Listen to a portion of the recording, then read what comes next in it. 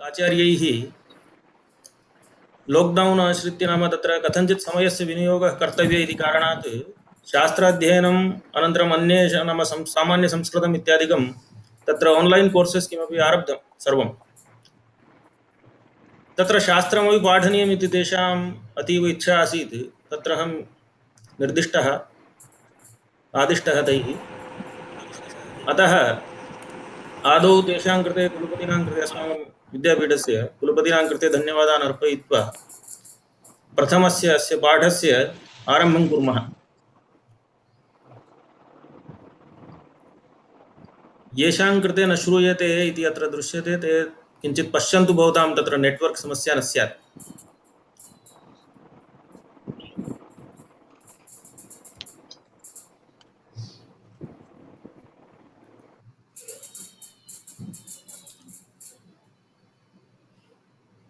अयं सिद्धान्तकौमुदी नाम ग्रन्थः भट्टोजिदीक्षितैः विरचितः प्रक्रियाक्रमम् आश्रित्य। यदा आरभ्य अस्य प्रक्रियाग्रन्थस्य आविर्भावः जातः ततः प्रभृति अष्टाध्यायी परम्परायाः काचित् न्यूनता एव अभिलक्ष्यते। यद्यपि सापि परम्परा बहुत्र अनुश्रीयमाणा अस्ति, तथापि अयं कौमुदीग्रन्थः सर्वान् अपि इतरान् व्याकरणग्रन्थान् नाम प्रक्रियाग्रन्थान् अतिशेते इति कारणात् अस्य वैशिष्ट्यमस्ति। तस्मादेव तत्र कौमुदी यदि आयाति वृथा भाष्ये परिश्रमः, कौमुदी यद्यनायाति वृथा भाष्ये परिश्रमः इति युक्तिरपि वर्तते।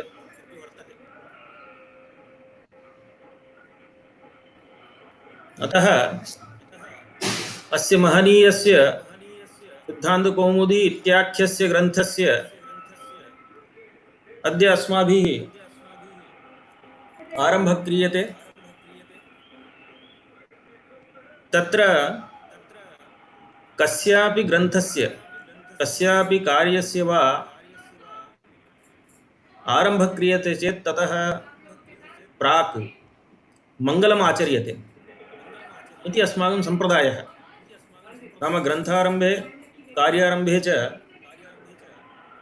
आरब्धम् इदं कार्यं निर्विघ्नं परिसमाप्नुयात् इति धिया सर्वेपि शास्त्रकाराः प्रायः स्वीयस्वीयग्रन्थेषु मङ्गलम् आचरन्ति।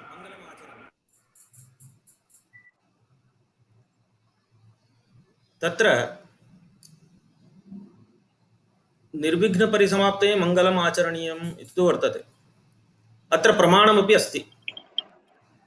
किम् इत्युक्ते तत्र महाभाष्ये वृद्धिसूत्रे भाष्ये ओम मङ्गलादीनि मङ्गलमध्यानि मङ्गलान्तानि च शास्त्राणि प्रथन्ते भवन्ति पुरुषाणि आयुष्मत्पुरुषाणि अध्येतारश्च वृद्धियुक्ता यथा स्युः इति तत्र महाभाष्योक्तिः।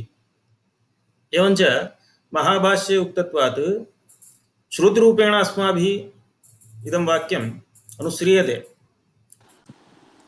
कः अर्थः इत्युक्ते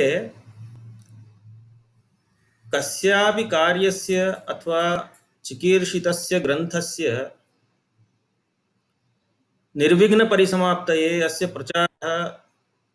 प्रसारः तत्र यानि प्रतिबन्धकानि भवन्ति तेषां सर्वेषामपि शमनं यथा स्यात् तदर्थं मङ्गलम् आचर्यते। तत्र मङ्गलादीनि इत्युक्ते आदौ मङ्गलम् आचरणीयं, मङ्गलमध्यानि मध्येपि यदि पुनः विघ्नः उत्पद्यते, मङ्गलान्तानि च यदा कार्यं परिसमाप्यते तदानीमपि। यथा अत्र कौमुद्यां दृश्यते आरम्भे मुनित्रयं नमस्कृत्य इति मङ्गलं भट्टोजिदीक्षितेन आचरितम्। अनन्तरम् उत्तरार्धस्य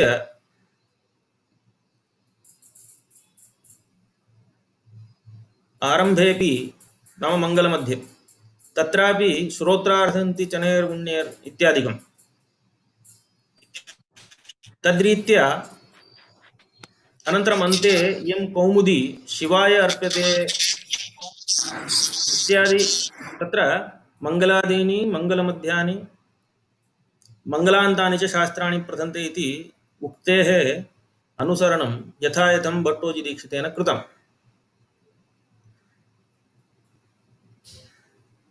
तत्र प्रकृते तावत् मुनित्रयं नमस्कृत्य तदुक्तीः परिभाव्य च वैयाकरणसिद्धान्तकौमुदीयं विरच्यते इति मङ्गलं भट्टोजिदीक्षितेन अत्र कृतम्। तत्र अस्माभिः उक्तमेव अयं ग्रन्थः यदा आरब्धः दीक्षितेन तदानीं नाम तत्र भवन्तः जानन्ति एव नमस्काररूपात्मकम् आशीर्वादात्मकम् अनन्तरं वस्तुनिर्देशात्मकम् इति मङ्गलस्य त्रैविध्यं वर्तते। तत्र इदं मङ्गलम् इत्युक्ते अत्र मुनित्रयं नमस्कृत्य इति दृश्यते इति कारणात् नमस्काररूपात्मकम् अनन्तरं सिद्धान्तकौमुदी इति वैयाकरणसिद्धान्तकौमुदी इति अनुबन्धचतुष्टय निरूपणावसरे तस्य व्याख्यानं कुर्मः। तेन वस्तुनिर्देशात्मकमपि अस्ति इत्यपि ज्ञायते। प्रकृते तावत् ये अंशाः अत्र अद्यतनपाठे मुख्यांशाः भवन्ति तान् सूचयामि आदावेव क्रमेण। तत्र मुनित्रयं नमस्कृत्य इत्यत्र द्वितीया कथं चतुर्थी प्राप्नोति इति शङ्कासमाधानं। ततः तदुक्तिः इत्यत्र तत्शब्देन नाम सर्वनामशब्दः भवति इति पूर्वोक्तस्य नाम मुनित्रयस्य अथवा बुद्धिस्थानां पूर्वाचार्याणां रामचन्द्राचार्य इत्यादीनां ग्रहणं वा इत्ययम् एकः अंशः। अनन्तरं परिभाव्य इत्यत्र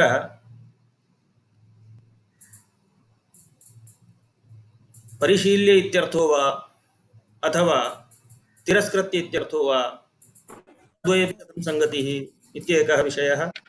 वैयाकरणसिद्धान्तकौमुदी इति वाक्येन इति नाम्ना अनुबन्धचतुष्टयस्य निरूपणम्।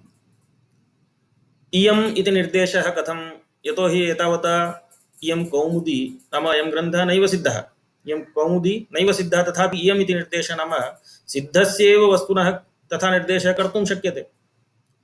अनन्तरं विरच्यते इत्यत्र लट् कथम् इति एते अंशाः अत्र पाठे वर्तन्ते, ते च क्रमेण निरूप्यन्ते। तत्र यथा मङ्गलादीनि मङ्गलमध्यानि इति भाष्योक्तिरीत्या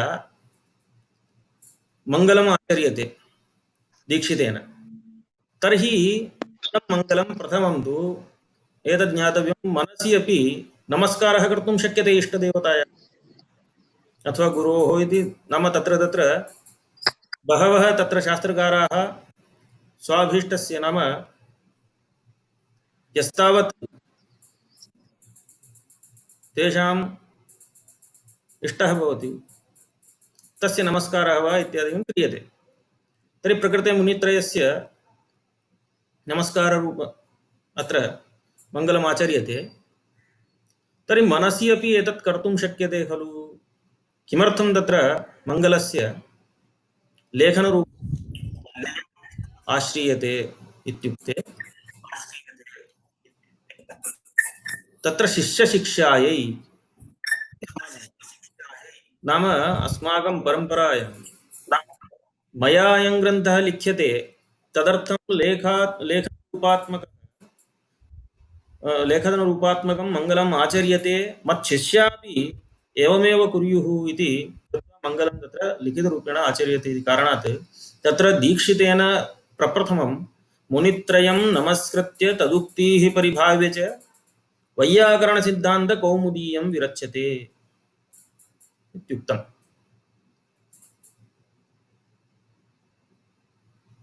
तत्र मुनित्रयं नमस्कृत्य इति वर्तते।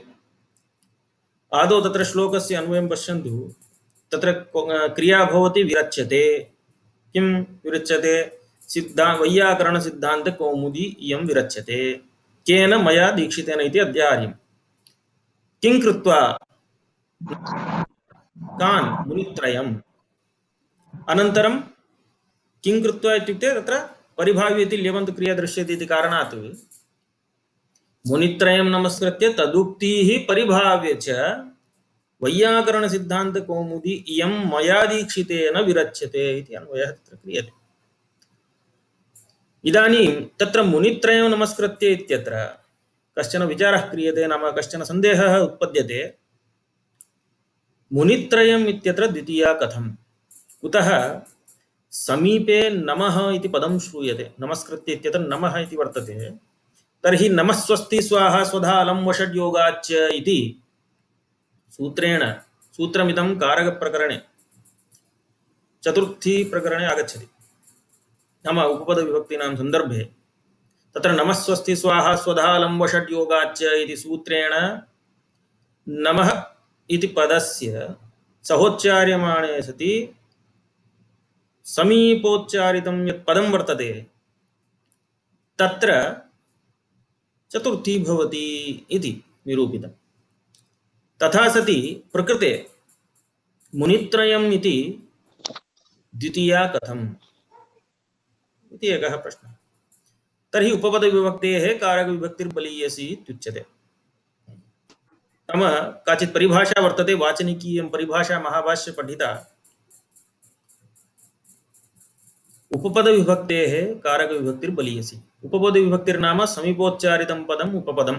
तत्रोपपदं सप्तमीस्थम् इति सूत्रेण उपपद इति संज्ञा क्रियते। तत्र नाम सहोच्चार्यमाणं यत् पदमस्ति तदुपपदं भवति, तदाश्रित्य या विभक्तिर्भवति सा उपपदविभक्तिरिति श्रूयते इति उच्यते। कारकविभक्तिस्तु क्रियाजनकार्थरूपा या विभक्तिः सा कारकविभक्तिः। तर्हि प्रकृते नमः इति पदं नैव स्वीक्रियते, नमस्कृत्य इति एकं पदं, समस्तं पदं। तत्र नमस्काररूपा या क्रिया वर्तते तत्र क्रियायाम् अन्वेति मुनित्रयं कर्मत्वेन इति कारणात् तत्र कर्मणि द्वितीया भवति इति।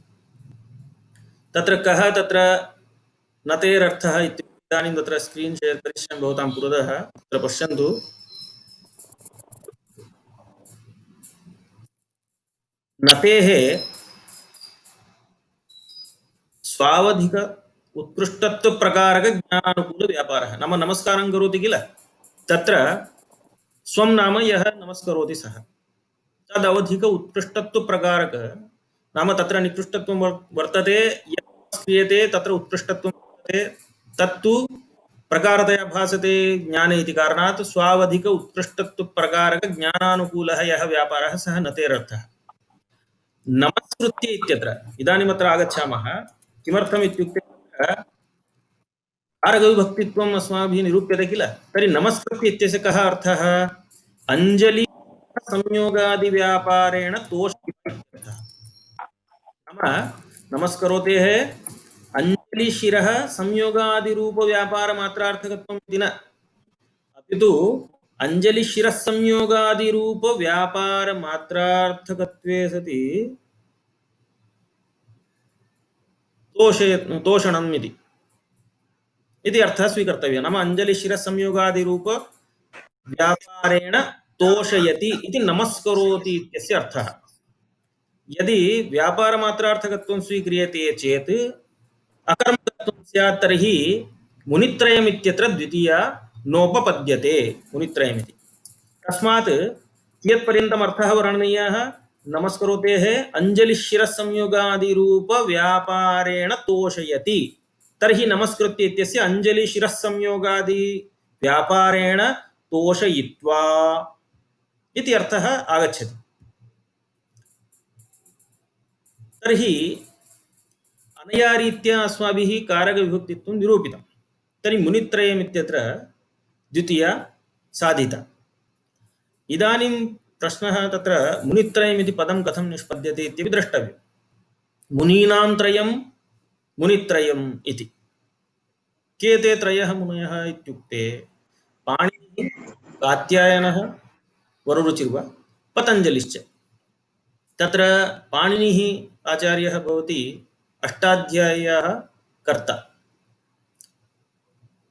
पाणिनिना अष्टाध्यायीग्रन्थः विरचितः, 8 अध्यायेषु विभक्तः अयं ग्रन्थः। तत्र प्राय 400 सूत्राणि वर्तन्ते। ततः तत्र काचित् न्यूनता आसीत् इति अभिलक्ष्य वार्तिककारेण वररुचिना कात्यायनेन वा, तस्य नामद्वयं,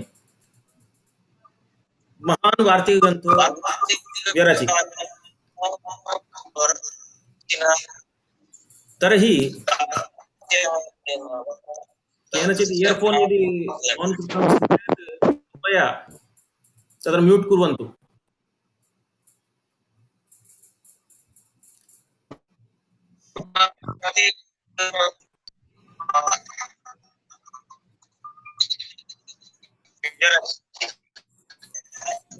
ध्वनि इको श्रूयते, सर्वैः म्यूट् कर्तव्यम्, अन्यथा क्लेशः भवति, मध्ये इंटरप्शन भवति। एवञ्च पाणिनेः अष्टाध्याय्याः परं वार्तिकग्रन्थः तत्र यत्र यत्र न्यूनता आसीत् तदभिलक्ष्य कात्यायनेन रचितः।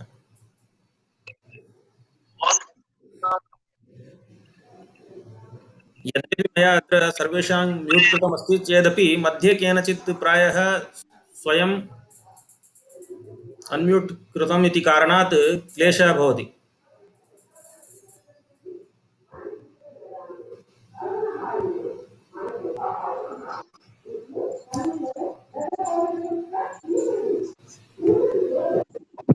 एवञ्च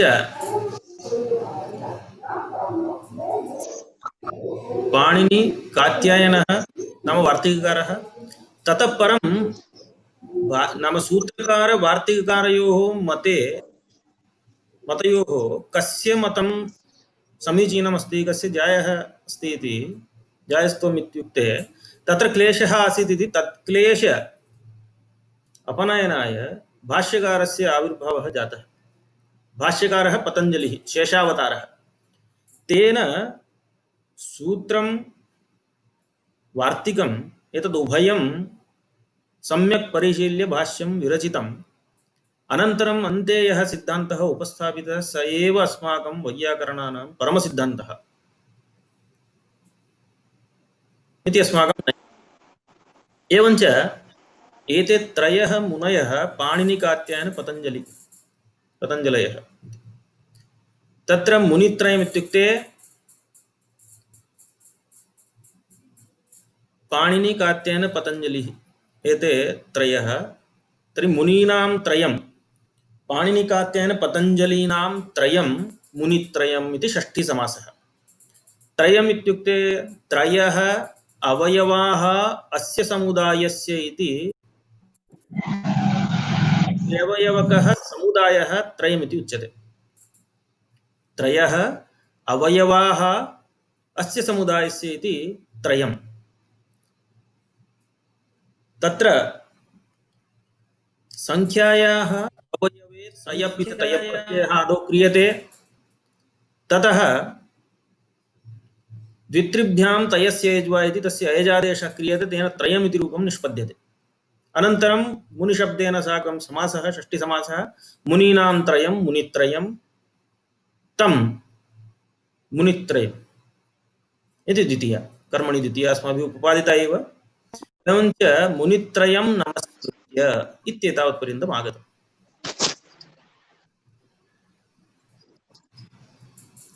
अनन्तरं मुनित्रयं नमस्कृत्य तदुक्तीः परिभाव्य च इति वर्तते। मुनित्रयं नमस्कृत्य तदुक्तीः परिभाव्य च। तदुक्तिः इत्यत्र तच्छब्दः यः वर्तते अयं भवति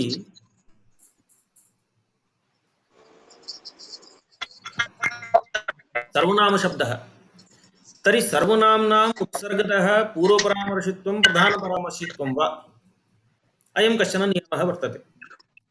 तर्हि सर्वनामशब्दानां यदि पूर्वपरामर्शः इति स्वीकुर्मः, तर्हि पूर्वस्मिन् वाक्ये उपात्तं भवति मुनित्रयम् इति। एवम् अग्रे वर्तते परिभाव्य इति अपरा काचित् क्रिया। परिभाव्य इत्यस्य अनादरः परिभवः परिभावस्तिरस्क्रिया इति कोशः वर्तते। तर्हि पूर्वस्मिन् वाक्ये यदुपात्तं मुनित्रयं, ये च मुनयः अस्माकं व्याकरणशास्त्रस्य प्रवर्तकाः, यद्यपि पाणिनिव्याकरणात् प्राक् इदानीं पाणिनिव्याकरणं यदुच्यते तत् केवलम् अष्टाध्यायी इति मात्रं नास्ति, अपि तु सवार्तिकं समहाभाष्यं वार्तिकमहाभाष्ययुक्तं या अष्टाध्यायी युक्ता या अष्टाध्यायी तस्य पाणिनिव्याकरणम् इति नामधेयम्। यद्यपि ऐन्द्रं चान्द्रं काशकृत्स्नम् इत्यादिकं तत्र अष्टौ वैयाकरणाः नाम अष्टौ व्याकरणाः, परन्तु तेषु क्वचित् केवलं वैदिकशब्दानां प्रातिशाख्यादिरूपेण निर्वचनम् आसीत् तद्विषये एव। अन्यत्र च कातन्त्रादिषु केवलं तत्र लौकिकमेव तदासीत् व्याकरणं। पाणिनि लौकिकवैदिकम् उभयमपि आश्रित्य प्रवृत्तम् इति कारणात् अन्यानि व्याकरणानि अध्येते। अत एव तत्र महाभाष्ये आरम्भे अथ शब्दानुशासनम् इत्युक्ते केषां शब्दानाम् इति प्रश्ने उद्भाविते लौकिकानां वैदिकानां च इति समाधानं कृतं भाष्यकृता। एवञ्च इदं पाणिनीयं यद्वर्तते तत् सर्वाण्यपि व्याकरणानि अतिशेते। अस्तु, तत्र एवञ्च किं जातं एतावता, तर्हि ये च त्रयः मुनयः अस्माकं व्याकरणशास्त्रस्य प्रवर्तकाः तेषां हि तत्शब्देन तेषां ग्रहणं क्रियते चेत् तदुक्तिः इत्यत्र कथं समासः इत्युक्ते तेषाम् उक्तिः तेषाम् उक्तयः तदुक्तयः ताः तदुक्तिः इति द्वितीयबहुवचनं। तेषाम् उक्तयः तदुक्तयः ताः तदुक्तिः इति। तर्हि तेषां नाम मुनित्रयस्य याः उक्तयः नाम ये सिद्धान्ताः ताः नाम उक्तिः नाम तान् सिद्धान्तान् परिभाव्य इत्यनेन कोशग्रन्थेन किम् उच्यते? अनादरः परिभावः परिभावस्तिरस्क्रिया इति परिभाव इति शब्देन अनादरः तिरस्काररूपार्थः उच्यते। तर्हि मुनित्रयोक्तिं तिरस्कृत्य इत्यर्थः आगच्छति। अयमर्थः सङ्गच्छते वा? यतोहि येषां व्याकरणम् आश्रित्य अस्माभिः अग्रे गम्यते, येषां सिद्धान्तान् आश्रित्य अस्माभिः इदानीं पठ्यमानमस्ति, तेषामेव वाक्यानि खण्डयित्वा इति कथं तत्र असङ्गतं किल? अतः तत्र समाधानान्तरं ते कथयन्ति व्याख्याकाराः, नाम सर्वनाम्नाम् उत्सर्गतः पूर्वपरामर्शित्वम् इति यदुच्यते तदपेक्षया सर्वनाम्नां बुद्धिस्थपरामर्शित्वमपि क्वचित् स्वीक्रियते। तर्हि सर्वनामशब्दानां बुद्धि स्वीक्रियते चेत् दीक्षितस्य बुद्धौ ये प्रक्रियाकौमुद्याधिकाराः प्रक्रियाकौमुदीकाराः इत्युक्ते रामचन्द्रादयः, रामचन्द्राचार्यः, ततः पूर्वमपि ये प्रक्रियाग्रन्थान् अलिखन् ते च। तर्हि तैः पाणिनिकात्यायन पतञ्जलीनां याः उक्तयः तासाम् अन्यथा व्याख्यानं कृतं, क्वचित् अपव्याख्यानं कृतं, तस्य अपव्याख्यानस्य अत्र खण्डनं क्रियते। अतः तद् अपव्याख्यानं यदस्ति तदस्माभिः निराक्रियते, तिरस्क्रियते इति दीक्षितस्य प्रतिज्ञा। अत एव दीक्षितस्य अयं ग्रन्थः नाम सिद्धान्तकौमुदी अन्येषाम् अपेक्षया किञ्चित् नावीन्यमपि भजते, किञ्च अन्यैः ग्रन्थैः न गतार्थश्च भवति इत्यपि ज्ञातव्यम्। यतोहि पूर्वं तावत् पश्यामः, प्रथमतया धर्मकीर्तिना रूपावतारः इति ग्रन्थः लिखितः, विमलसूरिणा तावत् रूपमाला, अन्ये च केचन मध्ये प्रक्रियाकाराः केचन आगताः। एवमेव तत्र भट्टोजिदीक्षितस्य प्राग् साक्षात् पश्यामश्चेत् रामचन्द्राचार्यस्य प्रक्रियाकौमुदी प्रसिद्धा आसीत् प्रक्रियाग्रन्थेषु। परन्तु तैः किञ्चित् भाष्यकारस्य हृदयम् अविज्ञाय अज्ञात्वैव क्वचित् अन्यथा व्याख्यानं कृतम् इति हेतोः दीक्षितस्य मनसि अयं प्रश्नः आगतः, नाम कथं तत्र व्याकरणस्य अस्माभिः संरक्षा कर्तव्या। यतोहि अन्यथा व्याख्यानं भवति चेत् वैयाकरणानाम् उपरि प्रश्नः भवति, भाष्यकाराणाम् एवम् आशयः अस्ति वा इत्युक्ते दीक्षितेन तत् सर्वं मनसि निधाय तादृशक्लेशस्य अपनयनाय सिद्धान्तकौमुदीग्रन्थः रचितः इति कारणात् पूर्वं ये ग्रन्थाः आसन् पूर्वैः ग्रन्थैः नायं ग्रन्थः गतार्थः इत्यपि सूचयति दीक्षितः। नाम बुद्धिस्तपरामर्शः यदा स्वीक्रियते, नाम सर्वनामशब्दानां बुद्धिस्तपरामर्शित्वं यदा आश्रीयते तदानीं दीक्षितस्य मनसि पूर्वाचार्याः केचन आसन्, न तु मुनित्रयस्य उक्तिः तत्र खण्ड्यते तिरस्क्रियते इति न, इति एकः अंशः। इति एकं व्याख्यानं तत्र व्याख्याकारैः प्रदर्श्यते। परन्तु अत्र किञ्चित् व्याख्यानगौरवम् अस्ति। नाम बुद्धिस्तपरामर्शित्वं स्वीकृत्य ये पूर्वतनाचार्याः आसन् तेषां तत्र उक्तिः तिरस्कृत्य इत्यादि अर्थवर्णनापेक्षया परिभावी इत्यस्य परिशील्य इत्यपि अर्थः कैश्चित् सूच्यते इति, सोऽपि तत्र पक्षः आश्रितः। तस्मिन् पक्षे अपि वयम् आलोचयामः कथम् इति। वस्तुतः तत्र पक्षद्वयमपि सङ्गतमेव, यतोहि अयं पक्षः यदा स्वीक्रियते सर्वाणां बुद्धिस्तपरामर्शित्वं, तदानीं प्रक्रियाकौमुद्यादिकाराः तत्र आविर्भवन्ति बुद्धौ, तेषाम् उक्तिः तिरस्कृत्य इत्यर्थः सङ्गच्छते। तदपि अपेक्षते, यतोहि अस्य सिद्धान्तकौमुदीग्रन्थस्य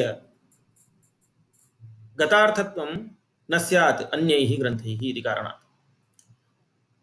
अनन्तरं सन्निहितस्यैव खलु व्याख्यानं कर्तव्यम् इति कारणात् पूर्वस्मिन् वाक्ये मुनित्रयं नमस्कृत्य, मुनित्रयम् इति उपात्तमस्ति इति हेतोः परिभावी इत्यस्य कश्चन अपरः अर्थः परिशील्य इति भवति, सम्यक् आलोच्य इत्यर्थः स्वीक्रियते। तत् कथं लभ्यते इत्युक्ते, यतोहि तत्र कोशे तु किम् उक्तम्, अनादरः परिभवः परिभावस्तिरस्क्रिया इति निर्दिष्टं। तर्हि कोशविरोधः भवति खलु, कथमयमर्थः आगच्छति इत्युक्ते तत्रापि अस्ति प्रमाणं। नाम परौ भुवो अवज्ञाने इति एकं सूत्रमस्ति पाणिनेः। तत्र परिपूर्वक ण्यन्तभूधातोः अवज्ञानार्थे प्रयोगः क्रियते चेत् इति एतादृशरीत्या अर्थनिर्देशः कृतः। नाम तत्र विशेषणम् एकं दत्तम् अवज्ञाने इति। तत्र विशेषणस्य कश्चन व्यापारः भवति। विशेषणं किं करोति, विशेषणस्य इतरव्यावर्तिरेव व्यापारः, इतरान् व्यावर्तयति इति। यथा भवन्तः पश्यन्तु, इदानीं तत्र प्रकोष्ठे 10 घटाः सन्ति। तत्र एकः रक्तः, एकः पीतः, एकः हरितः, एकः नीलः, एकः चित्रघटः इत्यादि रीत्या 10 घटाः सन्ति इति मन्यताम्। तदानीम् अस्माभिः एकः घटः आनेयः इत्युच्यते चेत् कः घटः आनेय इति प्रश्ने नीलं घटमानय इत्युच्यते। तदानीं सः इतरान् घटान् परित्यज्य, नाम रक्त पीत हरित चित्रघटान् परित्यज्य नीलं घटम् आनयति। तेन किं जातं, नील इति विशेषणदानेन इतरेषां व्यावृत्तिः सञ्जाता, इतरेषां परित्यागः कृतः। एवञ्च प्रकृते अपि परौ भुवौ अवज्ञाने इति विशेषणं यद्वर्तते तस्य किमपि फलं स्यात्। यतोहि कोशोक्तरीत्या यथा कोशेन निर्दिष्टं किम्, अनादरः परिभवः परिभावस्तिरस्क्रिया इति तिरस्काररूपार्थ एव यदि स्यात् अस्य अर्थः परिपूर्वकण्यन्तभूधातोः, तर्हि अवज्ञाने इति विशेषणं व्यर्थम्। यतोहि तत्र कश्चन नियमः वर्तते विशेषणविषये। विशेषणस्य सार्थक्यं कदा इत्युक्ते सम्भवव्यभिचाराभ्यां स्याद्विशेषणम् अर्थवत् इत्युच्यते। किं तत्र सम्भवव्यभिचाराभ्यां स्याद्विशेषणम् अर्थवत् इति। विशेषणं कदा अर्थवत् भवति, कदा सार्थकं भवति इत्युक्ते यदा सम्भवोऽपि अस्ति यस्मिन् अंशे, अपरस्मिन् अंशे च व्यभिचारः वर्तते, तदानीमेव विशेषणस्य सार्थक्यम्। यथा नीलम् उत्पलम् इति अस्माभिः उच्यते। पश्यन्तु, यदि उत्पलं जगति नीलमेव स्यात् नीलम् उत्पलं विहाय अन्यादृशम् उत्पलं नोपलभ्यते तर्हि नीलम् उत्पलम् इति वक्तव्यस्य अपेक्षा एव नास्ति। केवलम् उत्पलम् इत्युच्यते चेत् नीलगुणविशिष्टस्य नीलरूपविशिष्टस्यैव उत्पलस्य ग्रहणं भविष्यति। परन्तु यदा रक्तमपि उत्पलमस्ति, श्वेतमपि उत्पलमस्ति, पीतमपि अस्ति, तादृश इत्यादि बहुविधम् उत्पलं यदि लभ्यते उपलभ्यते लोके तर्हि नीलमुत्पलम् इति विशेषणं तदानीं सङ्गच्छति। इदानीं पश्यन्तु, अंशद्वयेपि तत्र विशेषस्य सार्थक्यं नाम सम्भवः इत्युक्ते नीलमुत्पलम् अस्ति। इदानीं कस्यचित् नाम एवं मन्यतां कश्चन पदार्थः नास्ति अथवा उत्पलविषये एव उच्यते तादृशं नाम कश्चन वर्णः स्वीक्रियतां, तादृशम् उत्पलं नोपलभ्यते इति, तर्हि सम्भवः नास्ति चेदपि तस्य सार्थक्यं नास्ति। यथा आकाशोत्पलम् इति स्वीक्रियताम्, आकाशोत्पलम् इत्युच्यते चेत् आकाशोत्पलं नास्ति एव, तर्हि तस्य सम्भवः नास्ति, विशेषणदानस्य अपेक्षा अपि नास्ति। एवमेव व्यभिचारः इत्युक्ते इदानीं नीलमुत्पलम् इति यदा नीलम् इति विशेषणम् उपादीयते तदानीम्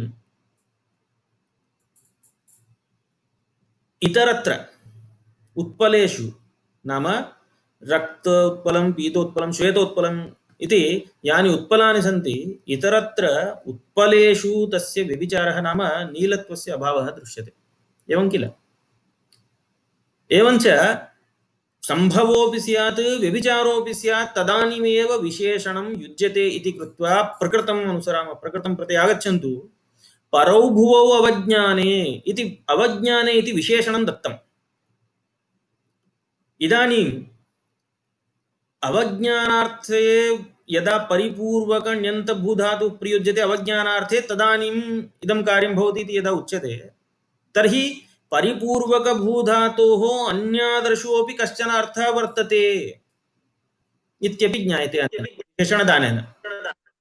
एवं तर्हि विशेषणदानेन अन्योऽपि अर्थः ज्ञायते इति कारणात् इदमेव प्रमाणं भवति धातूनामनेकार्थत्वे। अतः धातूनामनेकार्थत्वम् इति वादः अपि अस्मादेव सङ्गतं भवति। तेन इदानीं परिपूर्वकभूधातोः ण्यन्तभूधातोः नाम परिभाव्य इति या क्रिया प्रयुज्यते यबन्धक्रिया, तस्य परिभाव्य इति शब्दस्य परिशील्य अथवा सम्यगालोच्य इत्यर्थः स्वीक्रियते।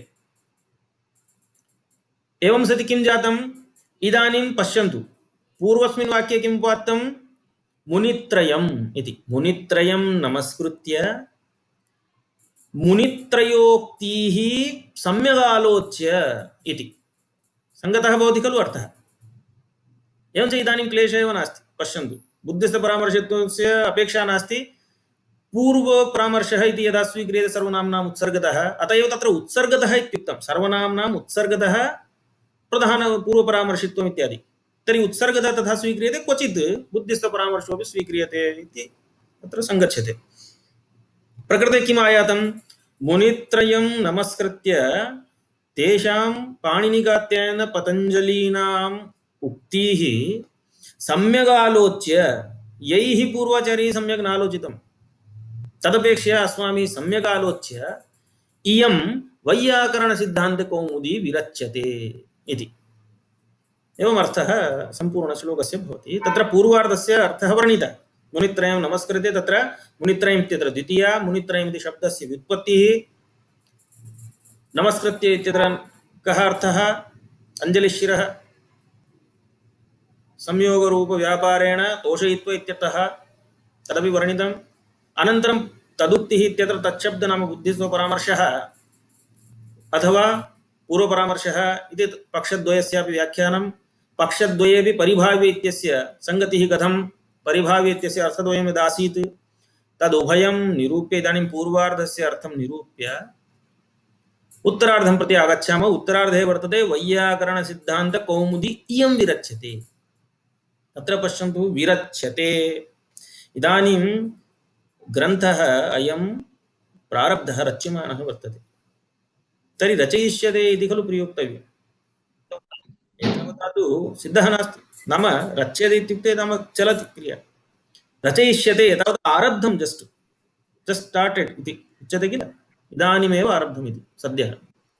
तर्हि विरच्यते इति लट् प्रयोगः कथं साधुः इत्युक्ते वर्तमानसामीप्ये वर्तमानवद्वा इति एकं सूत्रं वर्तते।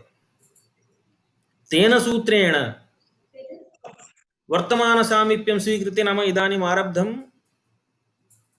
अनन्तरं क्रमेण लिख्यते इत्यस्मिन् अर्थे अस्माभिः लट् प्रयोगः साधयितुं शक्यते, कर्तुं शक्यते इति तत्र तत्रापि अस्माकं सूत्रमेव प्रमाणं। वर्तमानसामीप्ये वर्तमानवद्वा इति कृत्वा तत्र विरच्यते इति लट् प्रयोगः साधुः इति। अनन्तरम् इयम् इति तत्र किञ्चित् द्रष्टव्यम्। इदं वस्तु, अयं चषकः, अयं घटः, इदं पुस्तकम् इत्यादि रीत्या अस्माभिः इयम् अयम् इत्यादि नाम इदं शब्द इदं तत्त्वेन अथवा इदं शब्देन निर्देशः कस्य कर्तुं शक्यते इत्युक्ते सिद्धस्य पदार्थस्य सिद्धस्य वस्तुनः वा अस्माभिः इयम् इति निर्देशः अयम् इति निर्देशः कर्तुं शक्यते इदं शब्देन, यत् तावत् सन्निहितं भवति। सन्निहितं सिद्धं यद्वर्तते च प्रकृते सिद्धान्तकौमुदी एतावता आरब्धा नाम मङ्गलाचरणमेव कृतम् एतावता। मुनित्रयं नमस्कृत्य तदुक्तिः परिभाव्य च वैयाकरणसिद्धान्तकौमुदी इयम् एतावता कुत्र अस्ति, हस्ते नास्ति, कुत्र नास्ति, कथं तत्र दीक्षितेन अयं प्रयोगः कृतः नाम इयं कौमुदी मया विरच्यते इत्युक्ते अत्र बुद्धिस्थाया कौमुदी वर्तते तस्याः परामर्शः स्वीक्रियते, तस्याः ग्रहणं भवति। अतः इयम् इति निर्देशः नाम असिद्धस्यापि असिद्धायाः अपि कौमुद्याः अथवा असिद्धस्यापि ग्रन्थस्य बुद्धिस्तत्वात् नाम बुद्धौ स्थितत्वात् सिद्धतया स्थितत्वात् इयम् इति निर्देशः सङ्गच्छते, सङ्गतः भवति। नाम दीक्षितेन यदा इयं कौमुदी आरब्धा, कौमुद्याः रचना आरब्धा, तदानीं तावत्पर्यन्तं दीक्षितस्य बुद्धौ सर्वम् आसीत्। आरम्भे मया संज्ञाप्रकरणं लिख्यते, तत्र कानि सूत्राणि मया निक्षेप्तव्यानि, ततः परिभाषाप्रकरणं, ततः पञ्चसन्धिप्रकरणं, नाम सन्धिकार्यस्य अन्तरङ्गत्वात् नाम पदद्वये वा वर्णद्वये वा सन्धिकार्यम् अवश्यं भवत्येव यत्र तस्य प्रसङ्गः वर्तते। तर्हि आदौ सन्धिकार्यं, तर्हि पञ्चसन्धिप्रकरणं, तदा शब्दाधिकारः, स्त्रीप्रत्ययप्रकरणम्, अव्ययप्रकरणं, कारकप्रकरणम्, अनन्तरं समासप्रकरणं, ततः तद्धितप्रकरणम् इति कृत्वा पूर्वार्धः समाप्तः। अनन्तरं तिङन्तप्रकरणं नाम भुवाद्यारभ्य भुवादितः चुरादिपर्यन्तं, ततः उत्तरतिङ् नाम ण्यन्त सन्नन्त इत्यादि प्रकरणानि, अन्ते पुनः मध्ये तावत् नाम अन्ते तावत् लकारार्थप्रक्रियां प्रति सर्वं तत्र निरूप्यते। अनन्तरं पूर्वकृदन्त उत्तरकृदन्त मध्ये उणादिप्रत्ययाः निक्षिप्यन्ते, स्वरवेदिकी प्रक्रिया अन्ते निरूप्यते।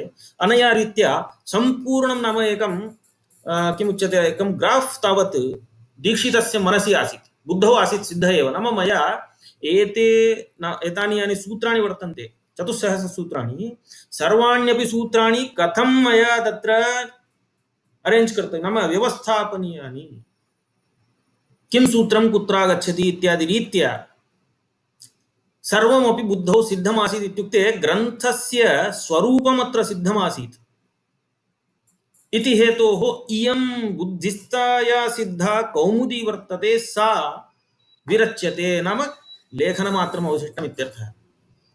तस्मात् इयम् इति निर्देशः सङ्गच्छते इति एतावत्पर्यन्तम् आगतम्। इदानीं मङ्गलाचरणं यत् क्रियते तत्र वैयाकरणसिद्धान्तकौमुदी इति ग्रन्थस्य नाम। तत्रापि किञ्चित् वैशिष्ट्यमस्ति। मङ्गलम् इत्युक्ते मङ्गलाचरणम् इत्युक्ते केवलं नमस्काररूपात्मकम्, आशीर्वादात्मकम् अथवा वस्तुनिर्देशात्मकम् इति मात्रं न। वस्तुनिर्देशात्मकम् इत्युक्ते तत्र अनुबन्धचतुष्टयम् अवश्यं भवेत्। इदानीन्तनकाले भवन्तः पुस्तकानि पश्यन्ति, तत्र प्रीफेस्, भूमिका, प्राक् कथनं, फॉर्वर्ड, ग्रान्थिकम् इति किमपि किमपि तत्र अग्रे किमपि लिखितं भवति, आमुखम् इत्यादिकं। तत्र किं भवति, अयं ग्रन्थः किम् आधारीकृत्य किम् आश्रित्य लिख्यते, केषां कृते लिख्यते, के अत्र अधिकारिणः भवन्ति, अध्येतारः के इत्यादि रीत्या तत्र एकं स्थूलतः यदि वयं कस्यचित् पुस्तकस्य आमुखं वा भूमिकां वा पश्यामश्चेत् अस्माकं स्थूलतः एकं नाम स्वरूपम् आगच्छति बुद्धौ, किञ्चित् ऐडिया आगच्छति, नाम अत्र ग्रन्थे किम् अस्ति इति भूमिकापठनमात्रेण। पुराकाले तथा नासीत्, अयं सम्प्रदायः इदानीन्तन नाम आधुनिकं। पुराकाले मङ्गलाचरणमाध्यमेनैव अनुबन्धचतुष्टयं सूच्यते स्म। तत्र किं तत्र अनुबन्धचतुष्टयं नाम इत्युक्ते विषयश्चाधिकारी च सम्बन्धश्च प्रयोजनम् अनुबन्धं विना ग्रन्थे मङ्गलं नैव शस्यते। तत्र मङ्गलाचरणं कीदृशं भवेत् इत्युक्ते तत्र विषयः, अधिकारी, सम्बन्धः, प्रयोजनम् एतत् चतुष्टयमपि निर्दिष्टं भवति चेत् तद् मङ्गलं प्रशस्तं भवति इत्युच्यते। इदानीं स्क्रीन् द्वारा तत्र प्रदर्शयामि श्लोकं, भवन्तः पश्यन्तु।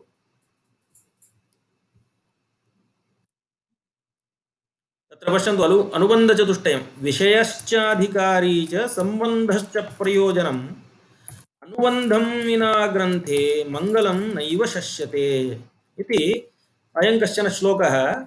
अत्र एतत् निर्दिष्टमस्ति, नाम अनुबन्धचतुष्टयं विषयः, अधिकारी, अनन्तरं ग्रन्थस्य विषयस्य सम्बन्धः, ग्रन्थस्य प्रयोजनम् इति एतत् चतुष्टयमपि तत्र भवेत्। एवञ्च प्रकृते वैयाकरणसिद्धान्तकौमुदी इति नाम्नी एव सर्वं सङ्गृहीतं। किं किम् इत्युक्ते तत्र विषयः वर्तते, अधिकारी कः भवति, सम्बन्धः कः, प्रयोजनं किम्, एतत् सर्वं वैयाकरणसिद्धान्तकौमुदी इत्यत्र स्पष्टं भविष्यति। वैयाकरणसिद्धान्तकौमुदी कथं तत्र समासः विग्रहादिकम् इत्युक्ते वैयाकरणानां सिद्धान्ताः, वैयाकरणसिद्धान्ताः, तेषां सिद्धान्तानां कौमुदी वैयाकरणसिद्धान्तकौमुदी इति। वैयाकरणः इत्युक्ते व्याकरणम् अधीते वेदव इति, तदधीते तद्वेद इति। व्याक्रियन्ते व्युत्पाद्यन्ते शब्दाः अनेन इति व्याकरणं। नाम व्याकरणेन शब्दाः नूतनतया आविष्क्रियन्ते इति नास्ति, नूतनतया क्रियन्ते इति नास्ति। साधुशब्दानाम् अन्वाख्यानं क्रियते, सिद्धानां शब्दानां तत्र व्युत्पत्तिप्रदर्शनं, तेषां साधुत्वनिर्वचनम् एव अस्माभिः व्याकरणमाध्यमेन क्रियते। तु शब्दास्तु नित्याः, स च अन्यः विषयः, परन्तु एतत् ज्ञातव्यं। नाम सिद्धानां साधुशब्दानां निर्वचनम्, अन्वाख्यानमत्र क्रियते व्याकरणे। तर्हि व्याकरणम् अधीते वेद वा वेत्ति वा इति, तदधीते तद्वेद इति सूत्रेण व्याकरणशब्दात् अण् प्रत्ययः क्रियते। अनन्तरम् अण् प्रत्यये कृते सति तत्र आदिवृद्धिः प्राप्नोति, नयवाभ्यां पदाद्नाभ्याम् इत्यादि सूत्रेण, पूर्वं तु ताभ्याम् एच् इति सूत्रेण ऐजागमः विधीयते, वैयाकरण इति शब्दः निष्पद्यते। सा च प्रक्रिया तद्धितवेलायां पश्यामः। तद्धिताधिकारे इदं सूत्रमागच्छति, तदधीते तद्वेद इति। तत्रापि अधीते वेद इति शब्दद्वयं सूत्रे। तत्रापि केषाञ्चन भिन्नं व्याख्यानं, भिन्नम् इत्युक्ते अपव्याख्यानम् इत्येव वक्तुं शक्यते। केचन किं कथयन्ति, यः व्याकरणम् इदानीम् अधीयानः यश्च जानाति, उभौ वैयाकरणौ। परन्तु तथा नास्ति। तत्र अधीते वेद इति अनयोः शब्दयोः कश्चन भेदः वर्तते। गुरुमुखात्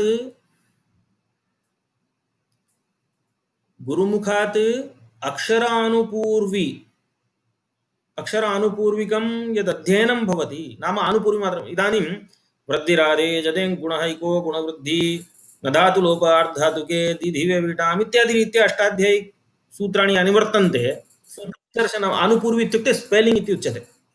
नाम इदानीं घट इत्यस्य स्पेलिङ्ग् पश्यामश्चेत् किम्, इदानीम् आङ्ग्लभाषायां तु एप्पल् इत्युक्ते APPLE इति उच्यते। घट इत्यत्र कथम् आनुपूर्वी नाम स्पेलिङ्ग् इत्युक्ते घ अ ट अ इति घट इति, घकार अकार टकार अकार इति स्पेलिङ्ग् इत्युच्यते।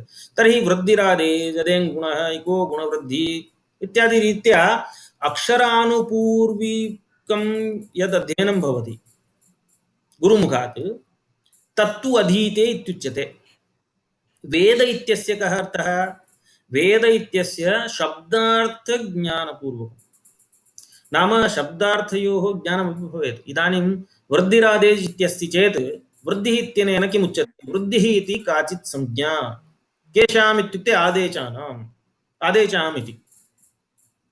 आदेशां नाम आकार ऐकार औकार एतेषां वृद्धिः इति संज्ञा क्रियते। वृद्धिपदम् आदेक्षु शक्तम् इति तत्र शब्दार्थरूप नाम वाक्यार्थरूप भवति। तद्वेद इति शब्देन उच्यते। तत् प्रदर्शयामि, तत् भवन्तः पश्यन्तु।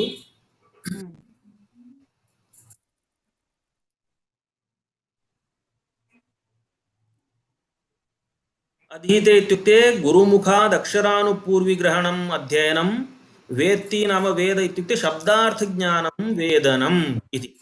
एवञ्च यदा तत्र सूत्रस्य पारायणमात्रं क्रियते गुरुमुखात् श्रुत्वा नाम कण्ठस्थीकरणाय वा, नाम तत्र अर्थज्ञानं सर्वं नाम अस्य शब्दस्य कः अर्थः इत्यादिकं नैव स्वीक्रियते, नैव गृह्यते। तत्तु अधीते इति शब्देन गृह्यते। तदधीते तद्वेद इति सूत्रे। वेत्ति अथवा वेद इत्यत्र शब्दार्थज्ञानं नाम सार्थं वाक्यार्थज्ञानपूर्वकं यदधीयते तस्य वेदनम् अथवा वेद इति अर्थः उच्यते इति अयं भेदः। अतः अत्र भ्रामकव्याख्यानं केचन कुर्वन्ति।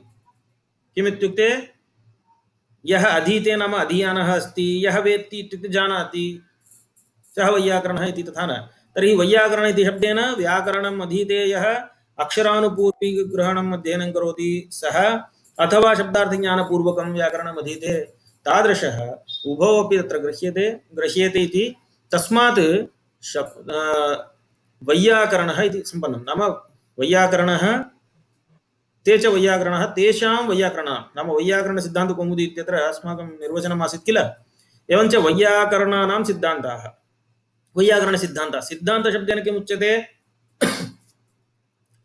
अन्ते सिद्धः सिद्धान्तः, अन्ते सिद्धः सिद्धान्तः। पश्यन्तु, सिद्धान्तस्य खण्डनं न भवति, मतस्य खण्डनं भवति। इदानीं भाष्यकारैः अन्ते इदं सिद्धम् इत्युक्तं, ततः परम् अस्माकं किमपि नास्ति। नाम परमप्रामाण्यं भाष्यकारस्यैव अस्माकं।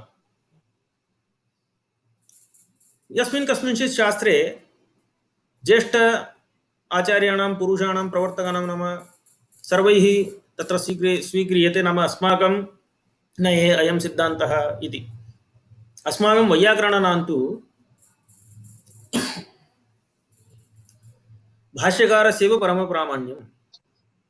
एवञ्च अन्ते सिद्धः इत्युक्ते सर्वमपि नाम सूत्रं वार्तिकम् एतत् उभयमपि आलोच्य, सूत्रकारस्य मतं समीक्ष्य वार्तिककारस्य मतं समीक्ष्य अन्ते यदुच्यते भाष्यकारेण सिद्धान्तरूपेण तदेव सिद्धान्तम् इत्युच्यते। मध्ये तावत् मतमतान्तराणि भवन्ति, तेषां खण्डनं भवितुमर्हति, सिद्धान्तस्य तु खण्डनं न भवति। एवञ्च अन्ते सिद्धः सिद्धान्तः। एवञ्च वैयाकरणानां सिद्धान्ताः बहुवचने स्वीक्रियते। वैयाकरणानां सिद्धान्ताः वैयाकरणसिद्धान्ताः, षष्ठीसमासः अत्रापि। वैयाकरणसिद्धान्तानां कौमुदी, वैयाकरणसिद्धान्तानां कौमुदी, अत्रापि षष्ठीसमासः, षष्ठीतत्पुरुषः, वैयाकरणसिद्धान्तकौमुदी। अत्र अनुबन्धचतुष्टये अस्माभिः विचार्यमाणमस्ति इति न विस्मर्तव्यम्। तत्र अनुबन्धचतुष्टये अस्माभिः किम् उक्तं? विषयः, अधिकारी। तत्र प्रथमं पश्यन्तु, वैयाकरण इति शब्दे एव अस्माभिः किम् उक्तं? वैयाकरणसिद्धान्त इति शब्दे निर्देशः वर्तते विषयस्य। नाम वैयाकरणानां प्रतिपाद्यमानाः सिद्धान्ताः अत्र विषयाः सन्ति इति। वैयाकरणानां नाम व्याकरणशास्त्रे ये सिद्धान्ताः प्रतिपादिताः ते सिद्धान्ताः अत्र विषयभूताः। तर्हि विषयः विषयः अधिकारी। कः अधिकारी? अधिकारी इत्युक्ते जिज्ञासुः अधिकारी।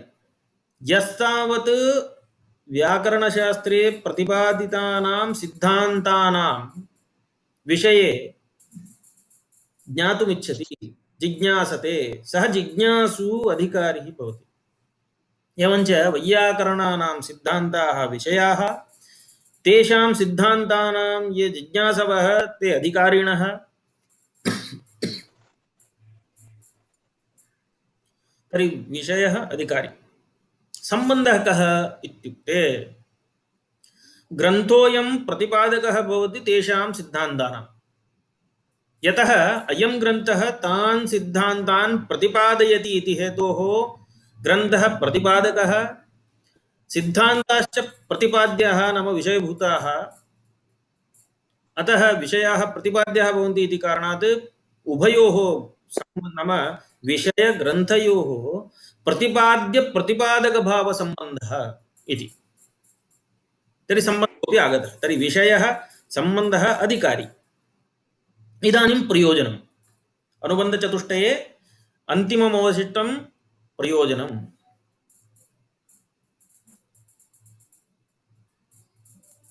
प्रयोजनं किम् अस्य ग्रन्थस्य? किं प्रयोजनं?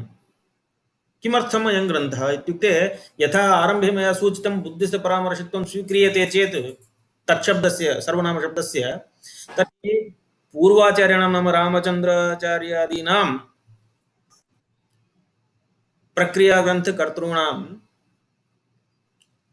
उक्तीः तिरस्कृत्य अयं ग्रन्थः लिख्यते इति कारणात् अस्य गतार्थत्वं नास्ति इति। तर्हि किं वैलक्षण्यं? तैरपि सर्वथा सर्वात्मना तैः अपसिद्धान्ता एव प्रकटिताः इति नास्ति। तर्हि अस्य वैशिष्ट्यं कथम् इत्युक्ते कौमुदी इति शब्दे अस्य ग्रन्थस्य वैशिष्ट्यं प्रयोजनम् उभयमपि वर्तते।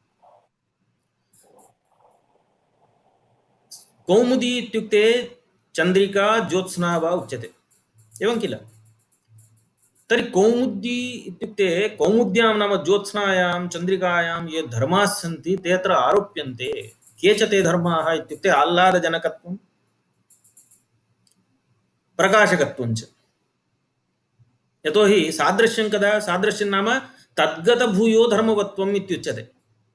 एवं नाम इतरस्मिन् अपरस्मिन् वस्तुनि विद्यमानाः भूयांस धर्माः अत्र आरोप्यन्ते। यत्र भवन्ति चेत्, अत्र लभ्यन्ते चेत् ते धर्माः अत्र दृश्यन्ते चेत् सादृश्यम् इति वक्तुं शक्यते। अयम् एतत् सदृशः इति। तर्हि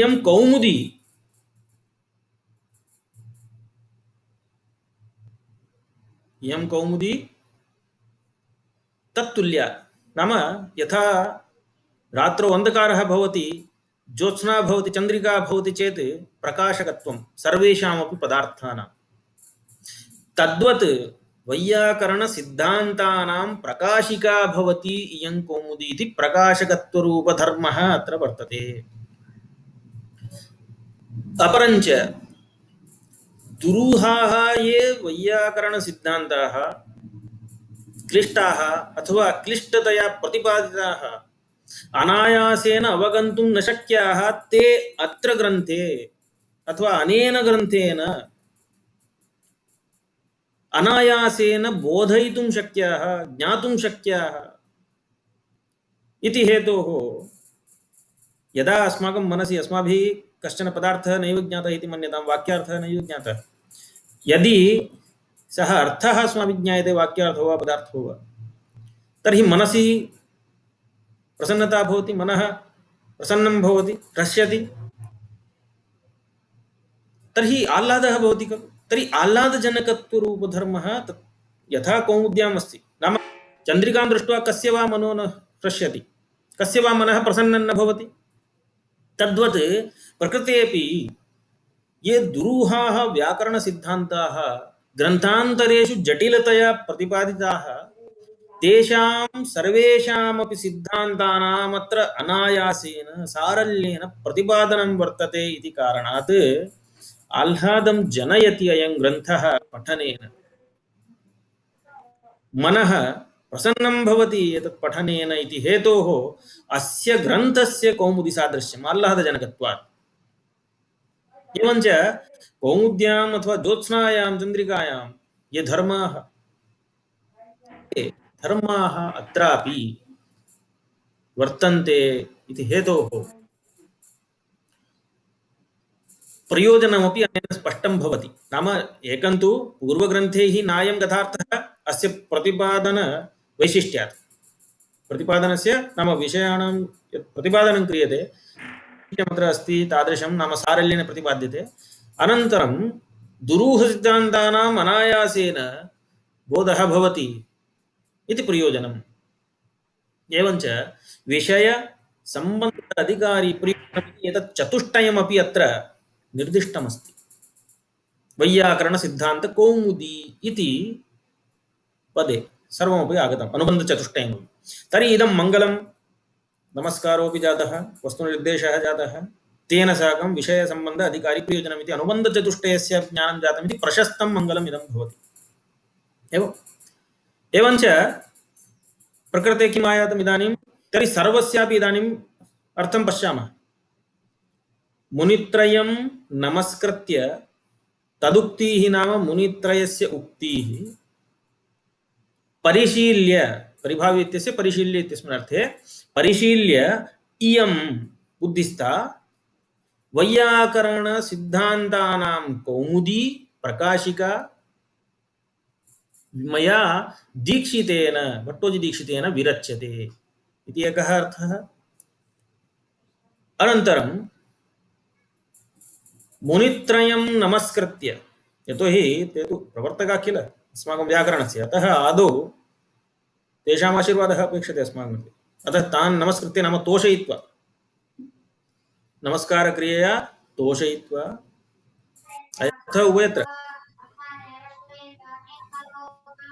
कस्यचित् ध्वनिः श्रूयते मध्ये। एवञ्च मुनित्रयं नमस्कृत्य तदुक्तिः नाम बुद्धिस्थपरामर्शरूपेण, यदा नाम बुद्धिस्थपरामर्शित्वं सर्वनामशब्दानां स्वीक्रियते तस्मिन् पक्षे मुनित्रयं नमस्कृत्य पूर्वाचार्याणां रामचन्द्र आचार्यादीनां रामचन्द्रादयः ये पूर्वाचार्याः प्रक्रियाकौमुदीकाराः इत्यादयः तेषाम् उक्तिः तिरस्कृत्य, नाम कोशेन यत् प्रतिपादितं कोशोक्तरीत्या यदि परिभाव्य इत्यस्य तिरस्कृत्य इत्यर्थं स्वीकुर्मश्चेत् मुनित्रयं नमस्कृत्य पूर्वाचार्याणाम् अपसिद्धान्ताः अथवा अपसिद्धान्तान् अथवा याः उक्तयः सन्ति ताः उक्तीः तिरस्कृत्य वैयाकरणानां सिद्धान्तानाम् एषा इयं कौमुदी मया दीक्षितेन विरच्यते इति सर्वमपि अत्र अस्माभिः ज्ञातम्। प्रक्रियाग्रन्थः अयं भवति इति किं कारणं प्रक्रियाग्रन्थानां लेखने इति संक्षेपेण कथयामि एकस्मिन् निमेषे। तत्र इदानीं शुद्ध्युपास्य इति प्रक्रिया अस्ति चेत् प्रथमतः आरभ्य अष्टमाध्यायपर्यन्तम् अस्माभिः कदाचित् तत्र सूत्राणाम् अपेक्षा भवति, तेषां सूत्राणाम्। अतः तदपेक्षया प्रक्रियासारल्येन, यतोहि गच्छता कालेन पुराकाले तेषां बुद्धिस्तर तथा आसीत् इति कारणात् स्तरानुगुणं पाठः आसीत्। पुस्तकानि नासन्, सर्वमपि किमपि नासीत्। तथापि सर्वं गुरुमुखात् श्रुत्वा बुद्धिवैषद्येन तत्सर्वं ते जानन्ति स्म। अनन्तरं प्रक्रियांशे कश्चन क्लेशः अनुभूतः इति कारणात् कालान्तरे प्रक्रियाग्रन्थानामपि आविर्भावः जातः क्रमेण। तत्र कौमुद्याः यदा आविर्भावः जातः ततः परं प्रायः अन्ये प्रक्रियाग्रन्थाः, किञ्च अष्टाध्यायीक्रमेण लिखिताः ग्रन्थाः अपि न तथा पठनपाठनपरम्परायाम् इदानीं विलसन्ति। काशिकायाः माहात्म्यमस्ति, तत्सत्यम्। अष्टाध्यायी अपि तत्र तत्र पठ्यते, तदपि सत्यं। तथापि कौमुद्याः आविर्भावात् परं, रचनायाः परं प्रक्रियाग्रन्थ नाम अन्येषाम् अपेक्षया, अन्येषां प्रक्रियाग्रन्थानाम् अपेक्षया अस्य ग्रन्थस्य यथा महत्त्वं वरीवर्ति तथा नान्येषाम्। अत एव कौमुदी यदि कण्ठस्था वृथा भाष्ये परिश्रमः कौमुदी यद्य कंठस्था वृथा भाष्ये परिश्रमः इति उक्तिः प्रसिद्धिं गता। नाम कौमुदी सम्यक्तया आयाति। कंठस्था इत्युक्ते न केवलं कंठस्था, कौमुद्याः सम्यक् अस्माभिः अध्ययनं कृतं चेत् भाष्ये परिश्रमः व्यर्थ इत्युक्ते व्यर्थ इति न, भाष्ये यद्यत् प्रतिपादितं तत्सर्वम् अनायासेन अत्र ज्ञातुं शक्यते सिद्धान्तरूपेण इति अस्य महत्त्वं वर्तते। एवञ्च पुनरपि अन्ते, यतोहि अस्माकं यः प्रतिपाद्यः विषयः अद्यतनः आसीत् सर्वोऽपि समाप्तः, क्रमेण कथयामि। मुनित्रयम् इत्यत्र द्वितीया कथं साधिता उपपदविभक्तेः कारकविभक्ति बलीयसी इति न्यायेन इति परिभाषया। तत्र नमः स्वस्ति स्वाहा स्वदालं वषड्योगाच्च इति नमः पदसाहचर्यात् तत्र उपपदविभक्ति नाम चतुर्थी प्राप्नोति, सा न भवति, एतत् प्रतिपादनं। ततः परं तदुक्तिः इत्यत्र तच्छब्देन किं ग्राह्यं बुद्धिस्थपरामर्शित्वं स्वीक्रियते चेत् पूर्वाचार्याः रामचन्द्राचार्यादयः, अथवा पूर्वपरामर्शः स्वीक्रियते चेत् मुनित्रयम् इति ग्राह्यं भवति। तस्मिन् पक्षे परिभावी इत्यस्य अर्थः सम्यक् आलोच्य परिशील्य इति, तत्र धातूनाम् अनेकार्थत्वात् इति वादः मध्ये आगच्छति, तेन परिशील्य इति अर्थः संगच्छते। बुद्धिस्त्वपरामर्शपक्षे तु तिरस्कृत्य इति अर्थः तत्र अस्माभिः स्वीक्रियते। अनन्तरं वैयाकरणानां सिद्धान्तानां कौमुदी इयं। तत्र वैयाकरण इत्यस्य कः अर्थः? तदधीते तद्वेद इति सूत्रे अधीते इत्यनयोः कः भेदः? सिद्धान्तः इत्युक्ते कः? अनन्तरं तेन वैयाकरणसिद्धान्तकौमुदी इति पदेन अनुबन्धचतुष्टयसूचनम् इयम् इति निर्देशः कथं विरच्यते इत्यत्र लट् प्रयोगः कथं साधुः इति, एते सर्वेपि अंशाः अस्माभिः प्रतिपादिताः, भवद्भिः श्रुताश्च। तत्र निधानेन श्रुतमिति भवतां कृते धन्यवादाः। इदानीं तत्र प्रायः भवतां क्वचित् संशयः न स्यात् इति मन्ये। अस्ति चेत् भवन्तः कमेण्ट्स् मध्ये प्रष्टुम् अर्हन्ति निमेषद्वये, यतोहि कक्षायाः कालः समाप्तः। तत्र प्रायः संशयः न स्यात् इति मन्ये।